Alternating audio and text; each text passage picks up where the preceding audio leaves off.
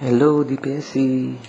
Nandito ako para i-share sa inyo something about Liquify sa Photoshop. Ito yung dapat i-share ko sa inyo noon, so hindi ko na na-share. So, let's start. As usual, common practice ko pag mag-start ng editing, kinakopy ko muna itong background para hindi ko masisira yung original na photo. Maggagawa lang ako, mag-edit ako dun sa kinopy ko na background. So, shortcut is Ctrl-J, duplicate the layer. So, yan, duplicate na siya. And then, Liquify is nasa filter, Liquify. So, ayan, nandito na tayo sa Liquify screen. Gagamitin nating tool is ito, yung Forward Warp tool. Ito yung gagamitin natin para paliitin itong belly, paliitin, panipisin itong braso, and pwede rin palakihin itong boobs, and palakihin itong butt. Okay, so ngayon I have a small brush size. Lalakyan ko siya na tamang-tama para dun sa gagamitin ko. So, let's start. Ito na malaki na yung brush size ko, gagamitin ko sa belly.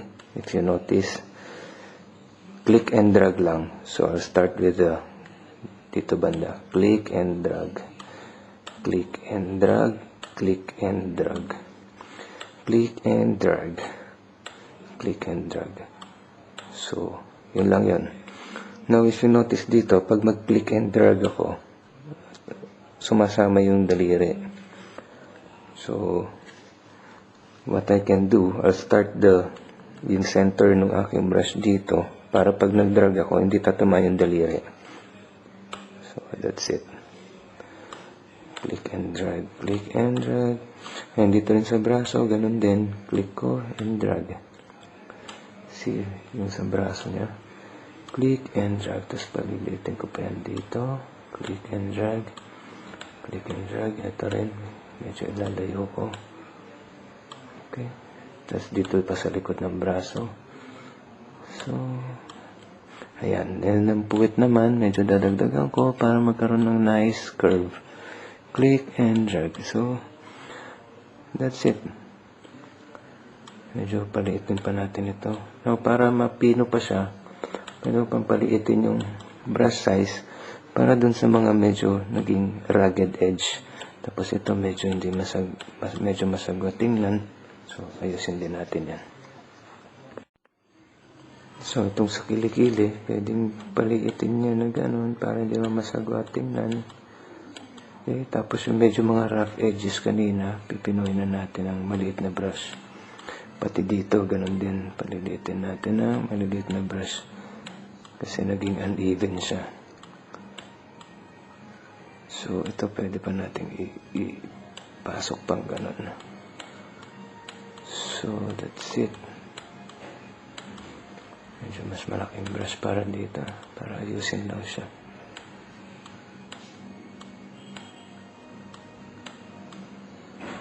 So, some other things na pwede mo pang gawin is pipinuhin mo na lang using the same tool. Mas maliit na brush lang. Tapos itong mga medyo wrinkles and wave and ano tawag dito, ripples sa t-shirt, pwede doon siyang ayusin para magkaroon ng effect na payat siya. Okay. So, meron pang isa dito, yung bloat and pucker tool. Yung bloat tool is para patabain, parang hinanginan mo, hahanginan mo siya. So, you can use that as well. I'll just demonstrate to you the effect. So, kunyari itong strap, yan ang bloat. Okay? And this is the pucker. Pucker tool naman, paninipisin siyang ganun. So, may mga kanya-kanya din paggagamitan yan. But for now, dinemonstrate ko lang paano magpapayat at magpalit ng bewang tsaka ng braso. So, we click OK when we're finished, and that's it.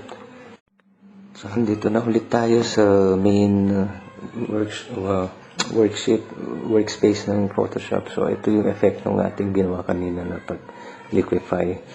If I just turn on and off, Tagal ko lang yung aking layer. So, this is my layer kanina. Okay, ito yung original layer. Ito yung bago kong layer. So, yan. So, that's it. Yun ang liquefied. That's where I use it. Pagpapalit at pagpapapayat. And pwede rin siya gamitin actually sa mga pisngi, yung mga malaking panga. Actually, marami. May mga na-shoot ako models na nagre-request palitin daw yung panga niya or palakihin daw yung mata. Ganun.